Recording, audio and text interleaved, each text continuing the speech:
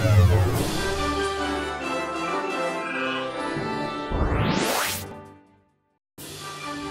sa News Headquarters ng Pilipinas, Action Breaking!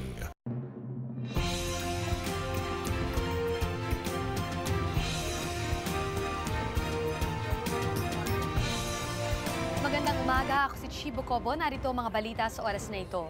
Ngayong 3 tulog na lang po bago ang eleksyon, isinailalim na sa control ng COMELEC ang lahat ng provincial city jail sa buong bansa. Partikular po natututukan ang mga probinsya ng Abra, Pangasinan, Ilocos Sur, La Union, Cagayan, Pampanga, Nueva Ecija, Batangas, Cavite, Masbate, Samar, Misamis Occidental, Maguindanao, Lanao del Sur at Basilan na tinukoy ng DILG bilang priority provinces. Ito po yung mga lugar na nakitaan ng mga private armed group.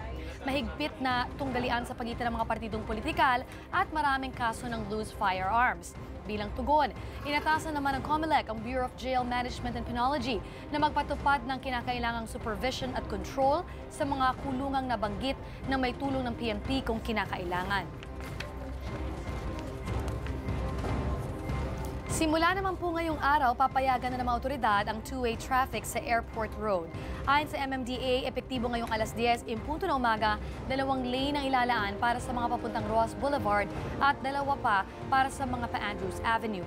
Sasanayin daw ang mga motorista sa ganitong setup lalo't inaasahang sa Agosto ay sisimulan na ang pagpapagawa sa EDSA Taft Flyover.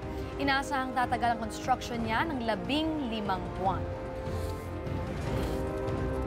Samantala, kapapasok lang po ng balita, ipinawalang bisa ng Korte Suprema ang utos ng COMELEC kaugnay sa money ban. Ito po yung nagbabawal sa pag-withdraw ng higit sa 100,000 piso at pagbibitbit ng higit sa 500,000 piso sa araw ng eleksyon.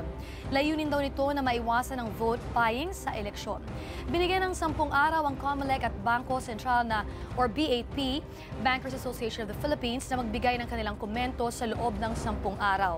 Antabayanan po ang karagdagang detalye tungkol dyan maya-maya lamang. Narito naman po ang headlines ngayong Biyernes.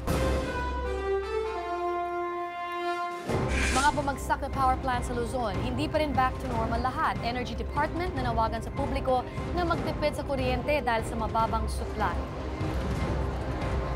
15 nasawi sa pag-alboroto ng Mount Mayon na ibaba na mula sa bulkan. Mga 13 Aleman at isang Spanish national ibabiyahe papuntang Maynila ngayong araw. Isang babae sa Cebu patay matapos matrap sa nasusunog na bahay. Apoy nagmula raw sa natabig na lampara. Pangulo Aquino walang patid sa pangangampanya para sa mga pambato ng Liberal Party. Senadora Miriam Defensor Santiago magkasunod na inendorso sina Senador Coco Pimentel at Mig Zubiri. Single na Meralco ngayong buwan, bababa ng 12 sentimo kada kilowatt-hour. Makinig lang po sa Radyo 5, 92.3 News FM at mag-log on sa news5.com.ph para sa walang patid na balitaan ng News 5 Everywhere. Ako si Chibo Cobo, narito na po ang Bita. Higit sa balita.